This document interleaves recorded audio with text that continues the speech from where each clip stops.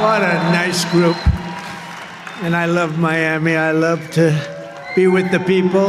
Many of you are not from Miami, but that's okay too. And I'm thrilled to be back in magnificent Florida, Miami, Florida, with thousands of incredible business leaders and true American patriots. That's what you are. We're gathered today on the one-year anniversary of the single most consequential election victory, they say. This is them, this isn't me. I'm a very modest person, I would never say this. The single most consequential election victory in American history. It's possible, I mean, it's possible. We've done a lot. On November 5th, 2024, the American people reclaimed our government. We restored our sovereignty. We lost a little bit of sovereignty last night in New York, but we'll take care of it, don't worry about it.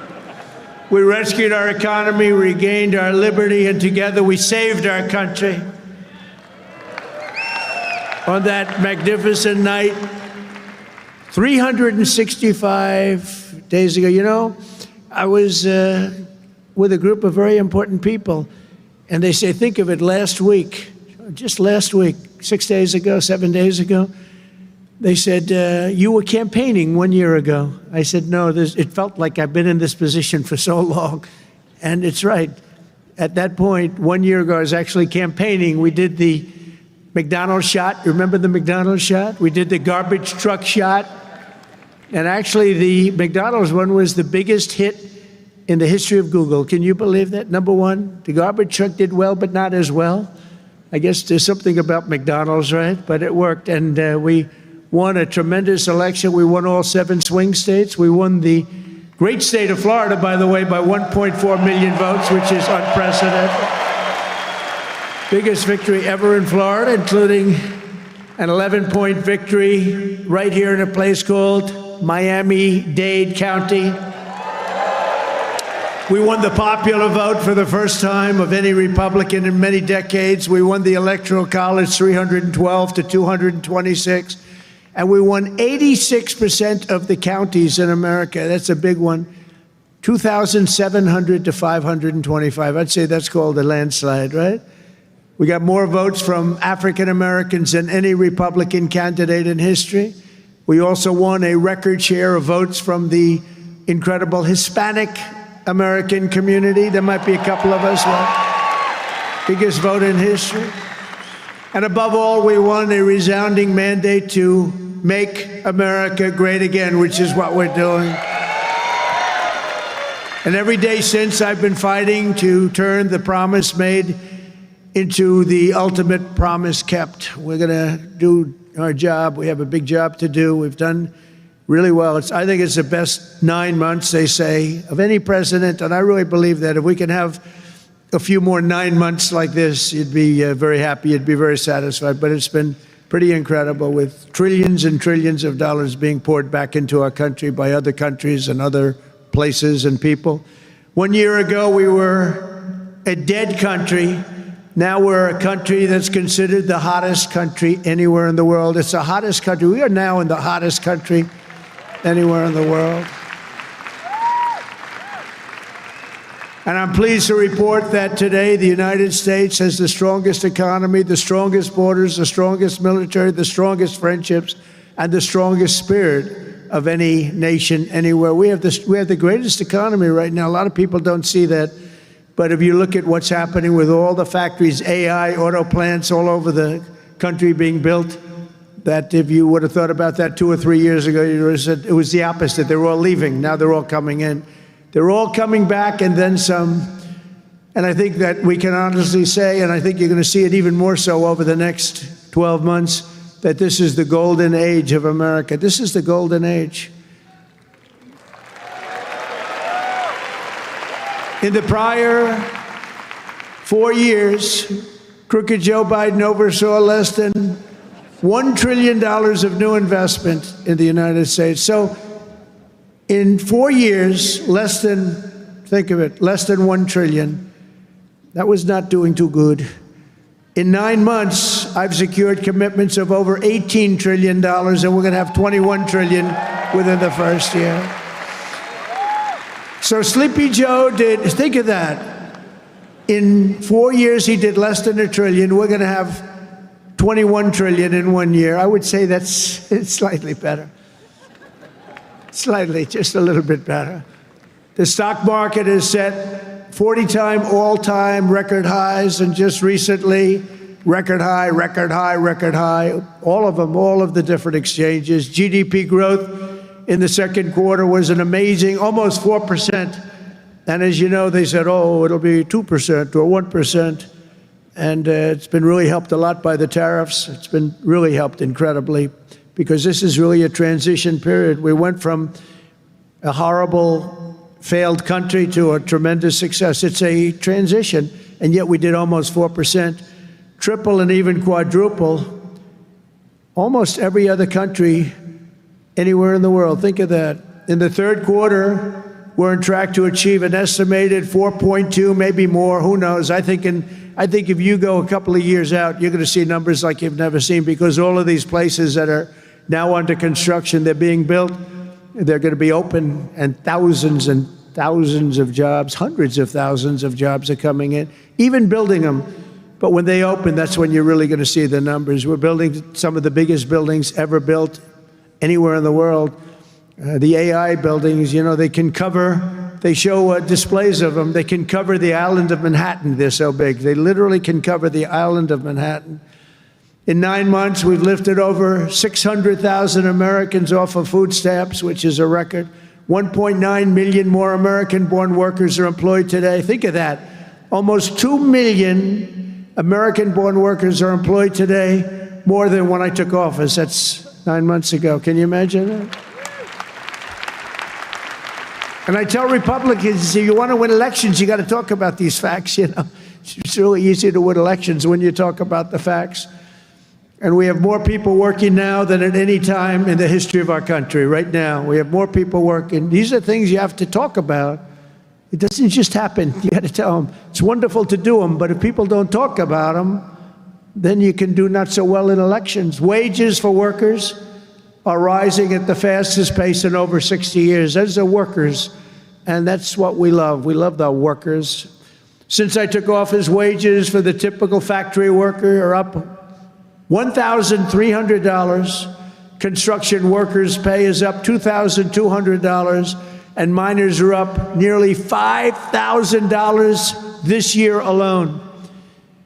And that's good, because it's not, you know, such an extra cost to the company. It really isn't. Somebody would say, oh, what's going to cost more? The fact is that they're doing such business like they've never done. You're going to start seeing numbers coming out very soon that are going to blow your mind. Under Biden, we had the worst inflation in modern history. We had inflation that was so bad, costing the typical family about $33,000 over a period of time. Their policies send food prices up 23. They come in, you know, when I first came in, I was in for 3 days, and one of the fake news members, they're all back there. That's a lot of press. Fake news. They said, egg prices are through the roof. I was there for 3 days, and this maniac, this lunatic person, happened to be a woman. Sir, what are you going to do about egg prices? And they'd gone up like 4 or 5 times. I said, well, you just told me it has a problem. And people weren't buying Easter eggs. You believe it? I said, we're buying Easter eggs for the White House, for the egg hunt, the famous egg hunt. But within a couple of months, we got them down. We have a great Department of Agriculture headed by Brooke Rollins, and we did a great job, and we got them down to the level they originally were a long time ago. And we have that in just about everything. And if we don't have it, we get them down. Their policies sent food prices soaring 23%, the Biden policies. And it wasn't him. It was the people surrounding him around the desk. He didn't know what the hell he was doing. Biden. How the hell did that happen? Well, I know how it happened. A rigged election. That's how it happened.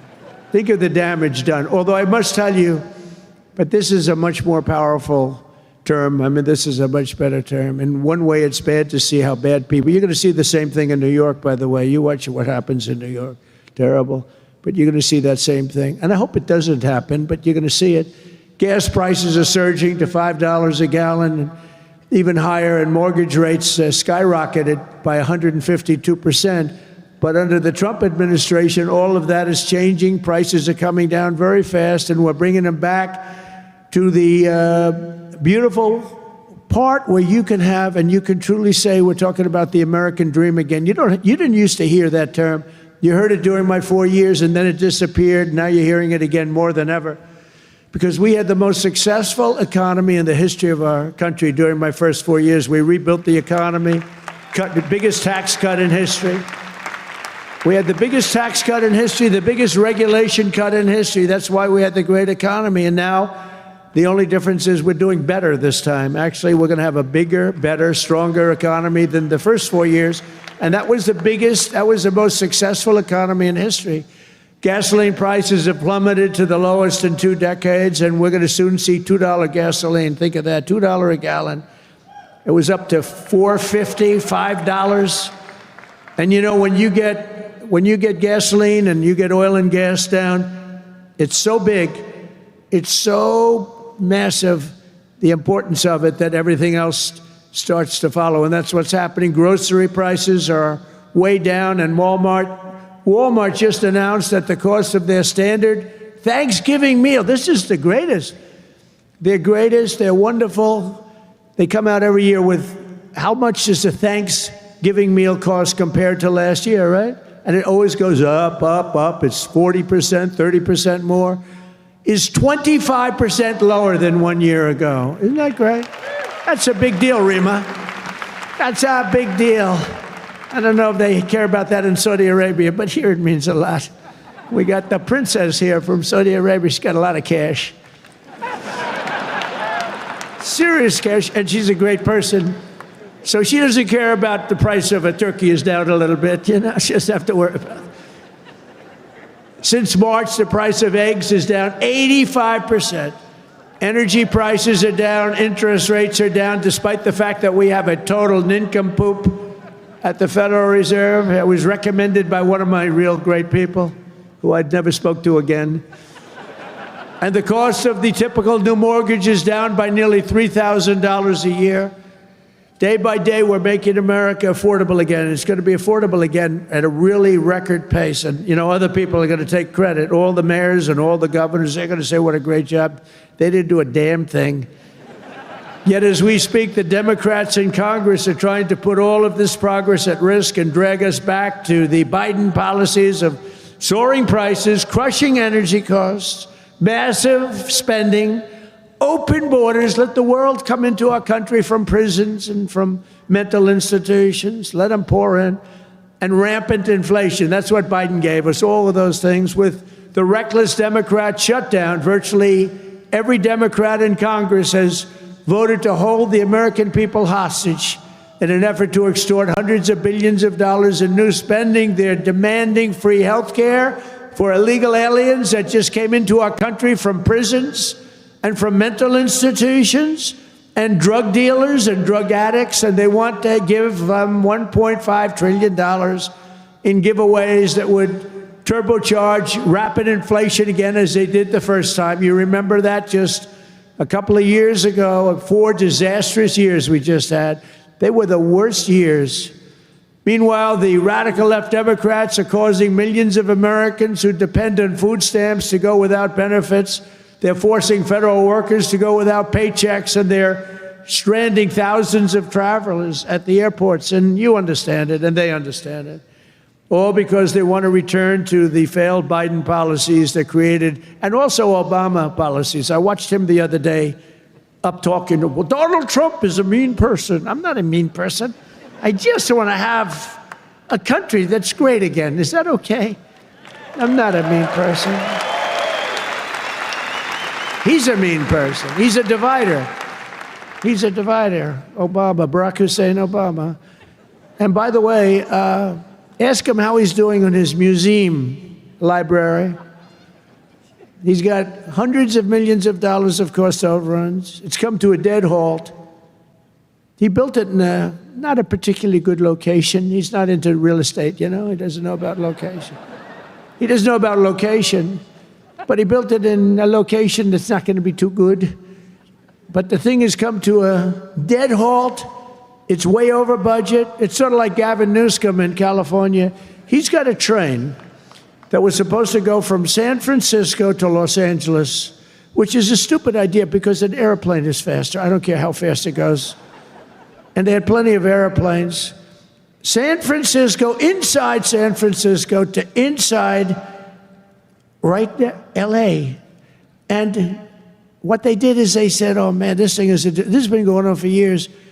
It's billions and billions of dollars over budget. So what they decided to do is cut it so that it doesn't go into San Francisco and into LA. It cut way short of both. And then they cut it again and again and again. Pretty soon they're going to have like 2 miles of track. Billions and billions of dollars, totally incompetent. The biggest cost overrun proportionately that I've ever seen. Many, many, many times more. And it's no longer the same. It was supposed to go into the city. Now it's way short, many miles short of the city. So they're going to drop you off and you can walk the rest of the way. That train is going to haunt him. You watch, because he doesn't have what it takes. I tell you that. Slimy guy. He's a slimy one. Maybe that should be his nickname. Slimy Newsom, right? But he doesn't have it. But you look at that train, it's going to cost him. Republicans have voted 14 times to fund the government. And it's time for Chuck Schumer, crying Chuck. Remember he started crying at the airplanes? They were the worst forced tears. I've known him all his life. He's never cried. But he broke down in tears. He was so devastated. He didn't know why he was crying, but he just thought it was good to do. His people told him this was a good time to cry. Crying Chuck. But it's time for Chuck Schumer and the radical Democrat Congress to stop playing games with the people's lives and to pass a clean funding bill that they've done 30 times before. And to reopen government immediately, just reopen it. They don't like it to be reopened because we're setting records. They think actually, I don't think anything's going to hurt. We are so strong now that I'm not sure that anything's going to hurt. But it would be good to open it up. Take care of the people with jobs that aren't going to get paid and aren't getting paid. And no matter what, we will not let them impose their inflation-causing extremism on the American people. We're not going to pay $1.5 billion for people that came into our country illegally, okay? If you don't mind. That's what they did last time. Remember the Inflation Reduction Act? The greatest scam, one of the greatest scams. I would say some of their environmental scams were even bigger, but one of the greatest scams ever, Inflation Reduction Act. And then they admitted it had nothing to do with inflation reduction, remember? But it did actually cause massive inflation. It actually caused massive inflation. But we don't use auto pens in the Trump administration to sign things. We don't believe in that. You know, I get these guys come in with these big, beautiful documents, gorgeous, beautiful, must cost a fortune. I should check the price. But, you know, a general is being made or something, you know, some big post. And they say, sir, would you sign this, please? It's going to be a 4-star general, or it's going to be a big cabinet position, or it's going to be something with medical or whatever. I take my pen and I sign it. In his case, they walk it into a room and they give it to somebody who's no idea who Biden is. But Biden doesn't have any idea who he is either. And they have a machine sign it, the auto pen. And all of the pardons, he gave thousands of pardons to people. He had no idea about it. He didn't know about it. And therefore, all those pardons are void. You know, you have to have, it's a very complicated thing if you're going to use the machine. You have to do it properly. And he didn't have any idea what was happening. And this is what we had as a president. We don't want that. You have the opposite right now. I don't want to be braggadocious, but you have the exact, I know exactly what's happened. If you want to see what congressional Democrats wish to do to America, just look at the result of yesterday's election in New York, where their party installed a communist as the mayor of the largest city in the nation.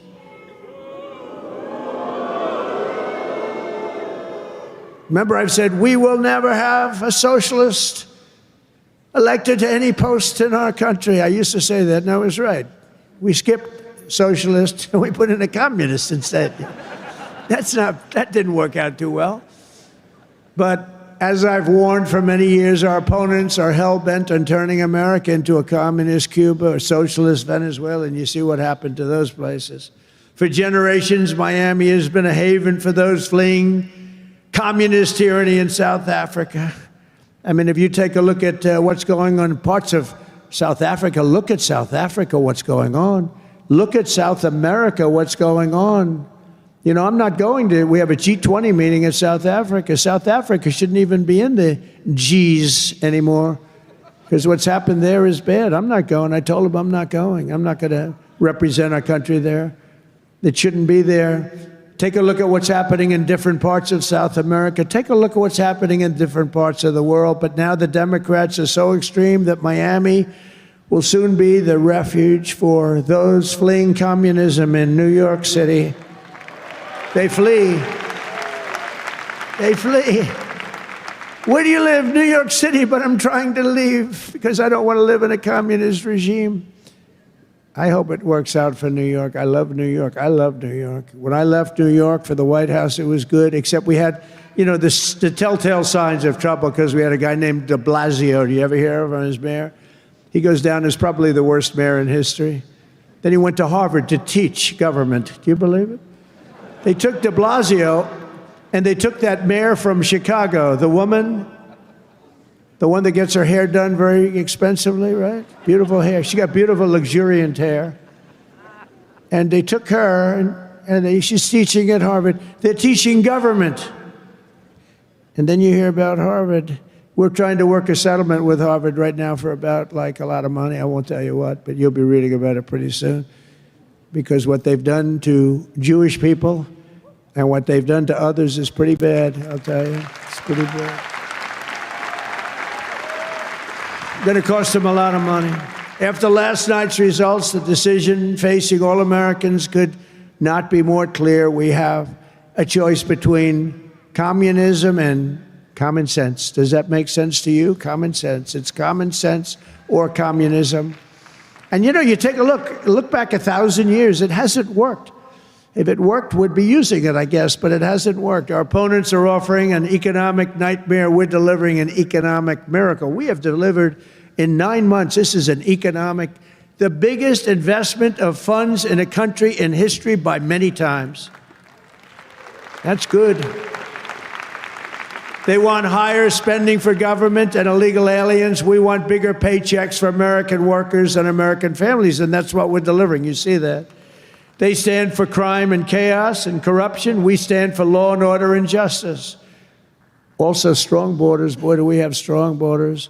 They put America last. We put America first. We put America first. And as long as I'm in the White House, the United States is not going communist in any way, shape, or form. We'll stop it. We're going to stop it. Stop this nonsense. You know, I said they were voting last night. You could have a communist or a thug. A communist, and they took the communist, you know. It's pretty amazing. We could have done a little better in terms of candidates. From day one of my administration, I've been fighting every single day to turn around the catastrophe we inherited to make America the best place on the planet Earth to do business, and that's what it is. Right now, we're the #1 place. I'm getting plants approved in 2 weeks. It used to take 20 years before they got rejected. You'd have young people start off. Their whole business was getting a certain plant accepted. 22 years later, they're ready to retire, and they haven't gotten it.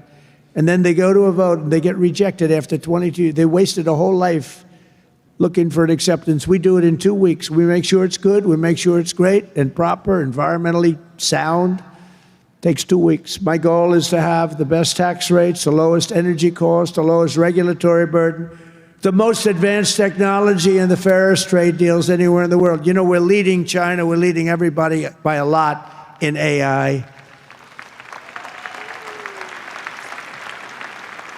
And this was my idea, so I'm very proud of it. I said, build your own electric. People would come. We need more electric grid, sir. The electric grid's 200 years old. We need more electric grid. It's old. The electricity that the AI plants need alone is double the entire electricity that we have in the country right now. Can you believe it? So I had this idea. I said, we can't fix the old grid that much. We'll fix it up. We'll keep it going. Little Band-Aid here, little Band-Aid there. It's old. And I said, here's what we're going to do. We're going to let these geniuses build their own electric generation. So they are building their own electric utility plants. They become a utility, if you think about it. They're building the utility and the electric right alongside. This is where they have their transformers and everything. They're building the most expensive electric plants you've ever seen, generating plants, some by nuclear, some by oil and gas, some by coal as a substitute. They're building them right next to their plant, and they're incredible. People say they've never seen anything like it because these minds are genius. To them, an electric plant is not complicated. To them, an electric plant is better than the people that produce electricity, although Florida Power and Light is doing a lot of plants for people. They're pretty advanced, I have to tell you. But they're building their own juice next to the plant. Isn't that sort of a cool idea? And you know, when I first proposed that, they came into my office with, they have unlimited money, but they were trying to figure out how they can build it because they had no electric of any consequence. And I said, you're going to build your own plant. I'm going to get you your approvals in 2 weeks, 3 weeks, maybe a month if I'm slow. We have a great man, Lee Zeldin, in charge of the environment. He's incredible. And he's tough, too. He's very tough. But they have their approval in 2-3 weeks. They're dealing with the best experts in the world. They know what they're doing. It's amazing when you see some of the stuff come in, designed by guys with 190 IQs, and then you have an inspector who's not quite as smart as that, inspecting it to see whether or not it's okay, and he has no idea what he's looking at. No idea. But I said, you're designing your own electric plant, and they didn't believe it. They come in 2 weeks later, they say, the biggest problem is electric. I said, you can design your own plant, and we're going to have your approvals within 2 to 4 weeks. And they said, he's really serious about it. They thought I was kidding. It was so good, they couldn't believe it. They'd leave and they couldn't believe it. It took me 2 or 3 times to say it. Yeah, they're designing their own electric plants, and it's unbelievable. And then they're going to sell their excess electricity back into the grid. So we benefit in that way, too. In July, I proudly signed into law the largest tax cuts in American history. Now, that's the second time. I did it the first time, but these are even larger, the great, big, beautiful bill. And that includes no tax on tips, no tax on overtime, no tax on Social Security for our great seniors, no tax on Social Security. I wonder which is the most popular of the no tax on tips. I was in Nevada, in my building in Las Vegas, and I had this beautiful young waitress come up to me. I never talk about beauty anymore because politically, if you mention somebody's beautiful, that's the end of your political career. So I don't mention that she was beautiful, but she was beautiful. And she came up and I said, how you doing? Oh, sir, I'm not doing well. The government is horrible on tips. I said, really? How do they tax? They tax tips? They tax us and they go after us. I've never seen anything like it. It's made my life miserable. Sir, there should be no tax on tips. She said to me, no tax on tips. I said, say it again. She said, sir, there should be no tax on tips. So we had a lot of the fake news waiting for me outside of the restaurant. So I went out, I said, ladies and gentlemen, I have an announcement to make. There will be no tax on tips. That's how it all started. And I won Nevada. Because, in Nevada, every job is basically, you're a waitress or you're working in a hotel. No, that's how it started. So it was amazing. We won Nevada easily, which is usually not a stronghold for Republicans, but it's become a stronghold. So I want to thank the waitress. She did a great job. But when she said those words, sir, there should be no tax on tips, it's amazing. Somebody else would hire a consultant, pay them millions and millions of dollars. They'll come back and they'll say, sir, I think you should absolutely tax tips. And you'll lose the election. But we also have 100% expensing for all new factories, plants, and equipment, so your businesses can write it off all in 1 year, and that's a lot of jobs you're doing and producing. That was, to me, the biggest thing in the first bill. But this is even better because this goes for a 10-year period. Upon taking office, I signed an executive order requiring that every time we issue a new regulation, think of this, 10 old regulations must be eliminated simultaneously. So if we give you one, you get rid of 10, and so far, for 9 months, we're exceeding that, and it's 30 to 1. For every new one we give, they're getting rid of 30 old, broken-down regulations. And we've slashed nearly $1 trillion worth of regulatory burdens. We have regulations that are so old and nobody uses them, but they stymied a lot of production, a lot of jobs. And I did it the first time, and we had the largest regulation cuts in history, and now we're exceeding it this time. So it's big. It's one of the reasons we did so well then, and I think it's one of the reasons we're doing so well now. Again, we have to talk about it, because if we don't talk about it, nobody else, the fake news, is not going to talk about it. And we have streamlined permitting for the new energy and mining projects. What used to take decades now takes 28 days. And on day one, I signed an executive order to unleash American energy and officially terminate the Green New Scam. Has anyone ever heard of the Green New Scam? Remember the old thing, global warming, and then it would be too cool? And then they said global cool. They didn't know what the hell to say. So they came up with the greatest, climate change. No matter what, if it goes up, if it goes down, climate change. They're very, very smart people, but not smart for us. They're smart for them. But my policy was very simple.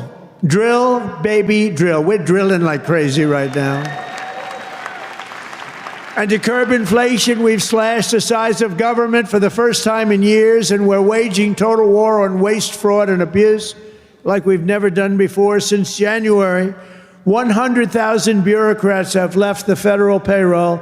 Government spending is down 2.5% this quarter compared to 1 year ago. Think of that. And in stark contrast to last administration, 100% of all new jobs created in America under my administration have been created in the private sector. 100% of the jobs have come from the private sector. Otherwise, you don't have a country.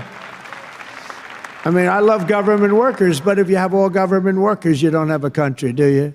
At the same time, my tariffs are bringing in hundreds of billions of dollars and are helping slash the deficit this year by more than 50%. Did you see the numbers? We're going to be down 50%, anywhere from 25 to 50, but closer to 50%. Who would think that one? Those are big numbers. Now, take that out 2 or 3 years. To embrace a vital industry here in Miami, I've also signed historic executive orders to end the federal government's war on crypto. Crypto was under siege. It's not under siege anymore because it's a big industry. It's a big industry, and I have a lot of people that are great people, great business people. They're in other businesses, but they're in crypto too. And it takes a lot of the pressure off the dollar. It does a lot of good things, but we're into it. Biden was vicious on crypto. They were going after these crypto guys. It was terrible. They were under indictment, but I got indicted too. I made a phone call. Congratulations on your victory. He made a phone call. Let's indict him. These people are the worst. Then they say, he's gone after Comey. They indicted me. They impeached me. They did everything. It's unbelievable. Who the hell else could have taken that? Do you guys know anybody else that could have taken it? I don't think so. A lot of people say, you're the only one could have taken that. I don't know if that's true, but there aren't too many. We're making the United States the Bitcoin superpower, the crypto capital of the world, and the undisputed leader in artificial intelligence. We're leading China by a lot. And don't forget, if we don't do the crypto properly, China wants to do it. They're starting it, but they want to do it. Other countries want to do it. If we don't do it, it's a big industry. We're honored to be joined today by a man who has been a true champion for many of these bold policies. He really has. He's been a great guy. He was a little late in his endorsement of me, I'll be honest with you. He endorsed me. You know, these guys that endorsed me after I won, I don't know. Sir, I'd like to endorse you. No, I won the election. Nah, he's a good man, actually. I've known him a long time. He's helped turn the area into one of the hottest markets in the country and one of the greatest cities in the world. Miami Mayor Francis Suarez. Please, Francis, come up, please.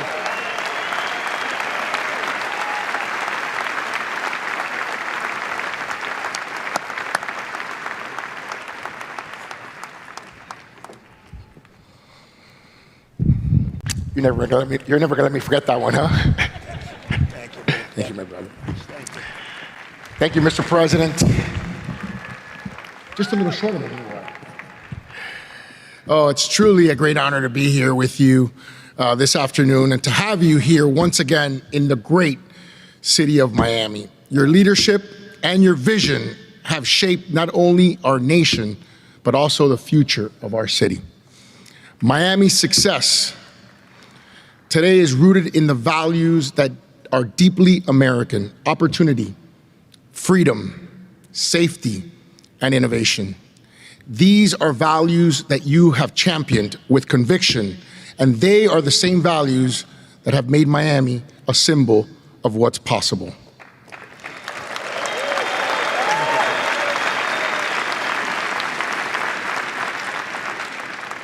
When people believe in the promise of America, Mr. President, I want to personally thank you for your continued support of our vision for this city. It was an honor to stand beside you in the Oval Office when you announced the next year's G20 right here in the city of Miami.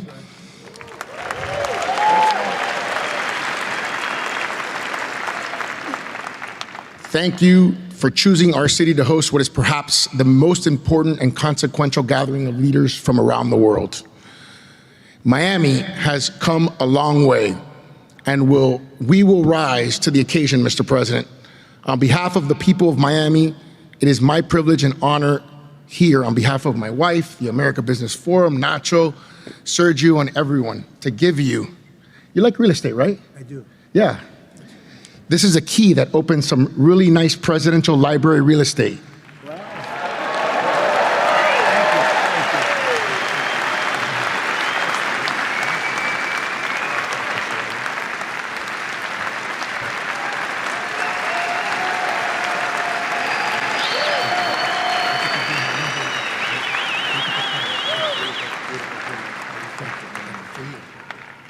That's beautiful.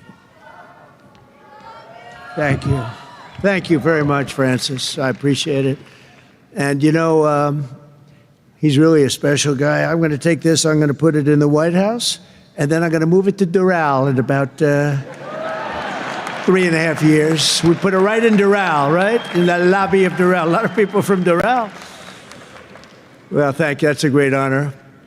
I also want to thank a man who's been unbelievable in terms of Israel and so many other things. He was a great real estate developer. He had a great personality, and you need a personality for this. And I said, he's just as good as there is, and he's done so well. And you look at what's happened with Israel. We have peace in the Middle East. Can you believe it? Peace in the Middle East.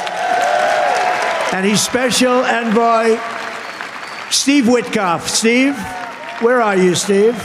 Wherever you may be. Where are you? Steve, thank you. What a job you've done. Thank you very much. What a job he's done. That guy's got that personality. Now, I wanted a deal maker, but, you know, a lot of deal makers don't have good personalities. You end up in a war. They make the deal, but you end up in a war. This guy, everybody loved him for years. I've known it. And he was the right guy for the job. Peace in the Middle East. 3,000 years. They've never had peace in the Middle East. We're going to have it, too. We're doing well. Just keeps going along, and we just had a meeting. It's even more and more so, and so many people in this room are very much into Israel and the Middle East, and it's been amazing what we've been able to do, and you've done such a big part of it, along with a very special young genius named Jared Kushner, who helped you so much. Stand up, Jared. And he's the father of the Abraham Accords, right? He's the father of the Abraham Accords. And by the way, my granddaughter, Arabella, would you stand up, Arabella? She looks so great. I said, how are your marks in school, Arabella? Grandpa, I have all A's and A pluses, you know that. Like it was a stupid question I asked her, right? We're proud of you, Arabella. Jared, thank you. What a great job. And we have a lot of people joining now the Abraham Accords. And hopefully we're going to get Saudi Arabia very soon, but I'm not saying that. I'm not lobbying. No, but we have a lot of people. We have a lot of people that are coming aboard. You know, the key was when we took out the nuclear capability of Iran, all of a sudden everybody said, wow, That was nice. They've been wanting to do that for 20 years. Saudi Arabia's ambassador to the United States, Princess Rima, thank you very much. Please stand up. Thank you. Thank you. Thank you very much. Say hello to everybody. Okay? Say hello to a great group of people in Saudi Arabia. Thank you. Stephen Miner, Mayor of Miami Beach. Stephen Miner. Where is Stephen? Thank you, Stephen. Thank you. Good job you're doing. Excellent. Thank you, Stephen. The Mayor of Coral Gables, Vince Lago. Vince Lago. Thank you. Thank you. Great job, Vince. The Mayor of Doral. I love Doral. And I like this woman a lot. Christy Fraga. Christy. Where's Christy? Thank you, Christy. I like Doral. We also have Commissioners Damian Pardo, Laura Dominguez, Ralph Rosado, Miami-Dade Supervisor of Elections, Alina Garcia, the President of FIFA, Gianni Infantino. FIFA, where's Johnny? Whoa, Johnny, my boy. I didn't know he was going to be here. He's big stuff. And the world, look, you know, Johnny and I worked the deal originally, and it looked like I wasn't going to be president because it was in this term, right? So when they rigged the election, I said, oh, man, I have to run again because I want to be president when they have the World Cup, right? And look what happens, Johnny. I'm president when we have the World Cup. It wasn't supposed to be that way. But I can only tell you that the tickets are selling at numbers and record like they've never sold ever before. I heard you just told me that they're doing record business, right? The way you had the World Cup coming, think of it, we have the World Cup coming, we have 250 coming, and we have the Olympics. 250 is 250 years of age. And we have UFC at the White House, by the way, on June 14th. That's going to be at the White House. That's going to be a tough ticket. That's UFC, but we have, think of it, Johnny is there with FIFA, and we have the Olympics. We have it all coming. It's all this thing. I'm glad I'm sort of happy the way things worked out, you know? It's turned out to be as good as it could be. I think we've made more progress than we ever could have made in the second term. I think this is really more progress being made. We also have Formula One CEO Stefano Domenicali, and where's Stefano? Very good. That's big stuff. We have a lot of big people here today. We also have a gentleman who called my election successfully. He said, and Donald Trump will be the next president of the United States. Got a great voice. Brett Baer. Where's Brett Baer? Brett Baer. Where is he? And his son is with him, Paul. Paul's a very good golfer, so is Brett. Thank you, Brett. He's doing an interview with me right after the... Oh, is that Paul? Oh, stand up, Paul. Paul, did we take your father easily in golf? Tell me, huh? That was easy, right? Get ready. We'll do it again. Thank you very much, Paul. You look great. Also, I want to thank your two great senators, Ashley Moody and Rick Scott. And, you know, I just left them. Believe it or not, I had a meeting with all the senators this morning. I gave them my vision because, frankly, it's always nice to have good vision. And they are two terrific senators, and they're in Washington working hard, and they were going to come. And I said, do me a favor, stay back and work on the things you're working on. They're working on really things. And Ashley is in the election. Rick just won his election. They're two great senators that you have right here in Florida. So that's really good. And they're working to make America great again. So I said, stay back in Washington. Together with many of the people here today, we've achieved more in 9 months than most administrations achieve in 8 years. It's true. We've really done a lot. We inherited the worst border in history, and within a matter of weeks, we turned it into the strongest border anywhere in the world, and they have some pretty strong borders, but we have literally no people coming through. They do come in. They come in legally. You know, we want people to come in. We want to make it real easy for them, actually, but they come in legally. So you have to know that. We just don't want criminals coming in. We don't want people from prisons. We don't want prisons dumped into our country like Venezuela did. They emptied their prisons into our country. We don't want that, right? For months in a row, 0 illegal aliens have been admitted into the United States. 0. They actually announced it. This is an official 0. Remember when Biden said, I have no control over the border?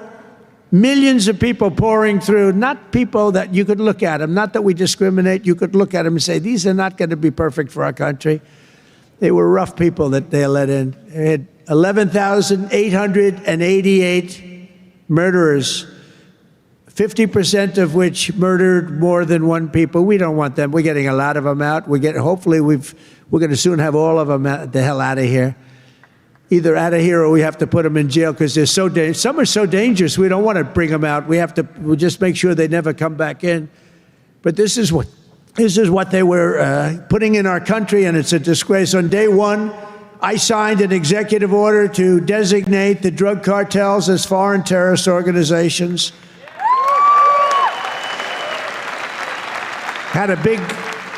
We had a big, strong, positive number come out just recently. The drugs coming into our country are way down. I'll tell you where they're really way down is drugs coming in through water. People are saying, no thanks. I don't think I want to ride in that boat today, please. We want you to take these drugs into the United States. You know what? I think I'll take a pass, sir. The drugs coming in by border are not much. Every boat that we hit kills, think of this, if it gets through, kills 25,000 Americans plus, but 25,000 Americans. Every time we hit a boat, we save 25,000 lives. Got to look at it that way. And we're arresting and removing thousands and thousands of dangerous gang members, MS-13, Tren de Aragua, all these gang members are being thrown the hell out of our country. And if you look at Washington, D.C., it's now a safe community. We're in Memphis now, and within 2 weeks, all of a sudden, it's like a safe community. It's really made unbelievable progress. And we're blowing up cartel terrorists. We're blowing them up linked to the Maduro regime in Venezuela and others. Look, it's not just Venezuela. But a lot of things are coming in. Look, Venezuela emptied their prisons into our country. Nobody wants that. They emptied their prisons into our country. We're liberating our cities from the scourge of violent crime, making our country safe and beautiful again. We're starting in our capital, Washington, D.C., which right now you can walk through the middle of Washington. You have no problem. 6 months ago, that wasn't the case. 1 year ago, it was a disaster. But law enforcement, our military has done an incredible job, actually. It's a safe, very, very safe city again. And it's been beautified. We're putting new medians in. We're covering the roads with nice, clean, beautiful asphalt. We're redoing the grass in the parks. It's really becoming beautiful again, and it's safe. We don't get calls that, think of it, call to the parents, your son, sir, has been killed. He came to see the Lincoln Memorial and he's dead. No, that's not happening anymore. We run it tough. We run it very tough. Sometimes you have to be a little tough to get rid of. These are thugs. These are bad people. We're bringing them the hell out of our country where they came from. We renamed the Department of Defense to the Department of War. And well, if you think about it, after the Second World War, they changed it to defense, right? So we won the First World War. We won the Second World War. We won everything in between and everything before, never lost a war. We still don't lose wars. Sometimes we don't fight to win. You know, we'll stay around the country for 15 years, just bomb the hell out of everybody, make everybody miserable. Nobody knows why we're there, you know, the wars that never end.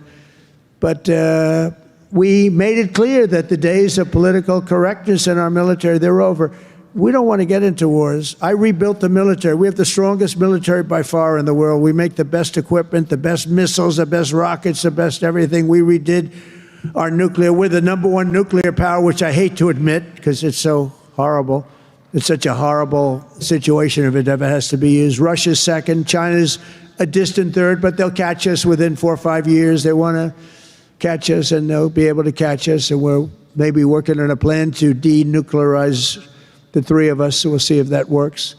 But we have the strongest military anywhere in the world by far. We're investing $1 trillion in the United States Armed Forces this year. It's the biggest amount we've ever invested, and the spirit of service members is soaring like never before.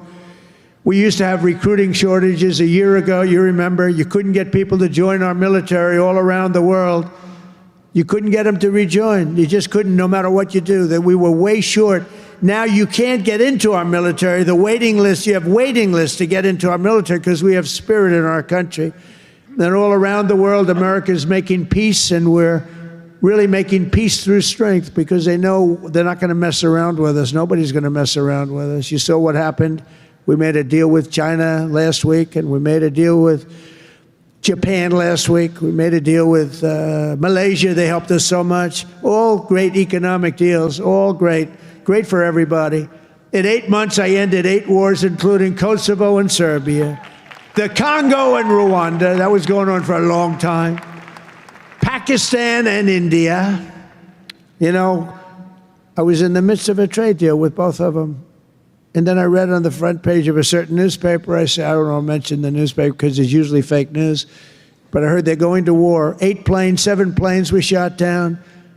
An 8th was really badly wounded, but 8 planes were shot down essentially. And I said, this is war. And they were going at it. And they're 2 nuclear nations. I said, I'm not going to make any trade deals with you guys unless you agree to peace. No way, this has nothing to do. I said, it has everything to do. Your nuclear powers. I'm not trading with you. We're not making any deals with you if you're at war with each other. A day later, I get a call. We've made peace. They stopped. I said, thank you, let's trade. Isn't that great? Tariffs did that. You know what? Tariffs. Without tariffs, that would have never happened.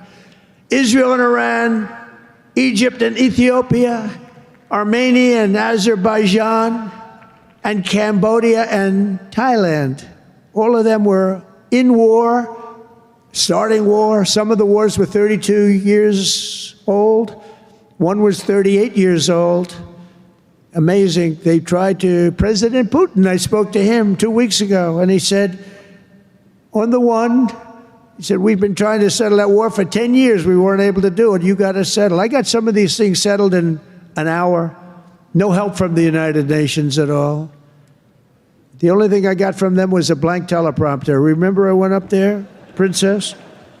Ladies and gentlemen, on behalf of the United States of America, President Donald J. Trump, I'm looking at the teleprompters, and I have all my friends, including your family, sitting out there, 158 leaders, some in beautiful silk white robes, others in bad shirts, bad ties, and some in beautiful shirts and ties. But they're all the leaders, 158 leaders. And they're saying, President, and I'm walking up to the President Donald J. Trump, and I'm looking at the teleprompter, stone cold blank. They did it on purpose. And I think I gave my best speech. That's what I was told.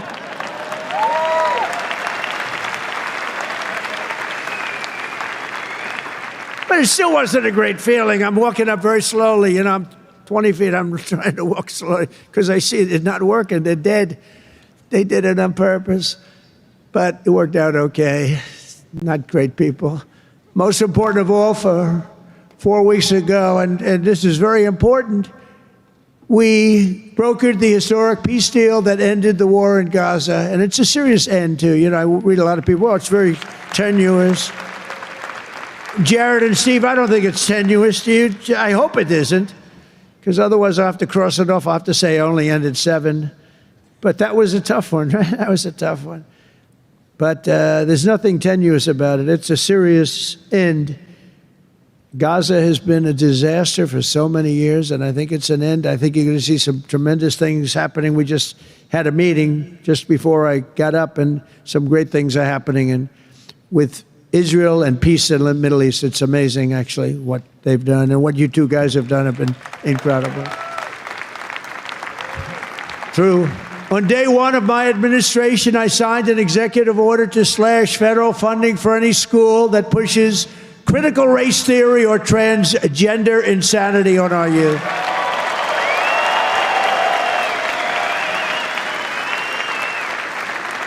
And we completely banned the chemical and surgical mutilation of our children. Think of that. Can you imagine somebody 15 years ago saying we stopped the surgical mutilation of our children? We stopped the chemical mutilation of our children. Can you imagine that? They would have said, this guy's crazy. And now you're saying, thank you very much, because you know it's true. How about this one? We got men out of women's sports. It's over. It's over. Men out of women's sports. They had a race the other day, long distance, I don't know what the hell, a race, one of these all-day races. They had the top women, the top men. The man won by 5 hours and 18 seconds, okay? What the hell? How about the weightlifting? 218 pounds by women. That's a lot to lift over your head, Rima. I don't know if you might be able to do it. 218 pounds or whatever was the record. A man beat the record by 100 pounds. It stood for like 17 years or something. A man beat the record by 100 pounds. He was a failed male weightlifter, but as a female, he did very well. That's a record that won't. This is a thing that stood. They'd put a quarter of an ounce and a quarter of an ounce on each. 18 years the record stood. Then a guy comes along, ping, ping. This is a crazy. These people are crazy. And Mandami, whatever the hell his name is in New York. No. He thinks it's wonderful to have men playing in women's sports. The swimming's good too, you know? You know the story? Records are being beaten by numbers that nobody's ever seen, nobody ever thought possible. But a lot of those records are being changed back to where they should be, and I made it the official policy of the United States government that there are only two genders, male and female.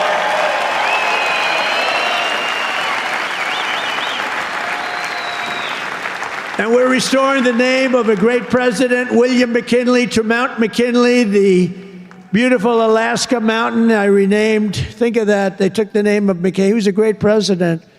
He was assassinated.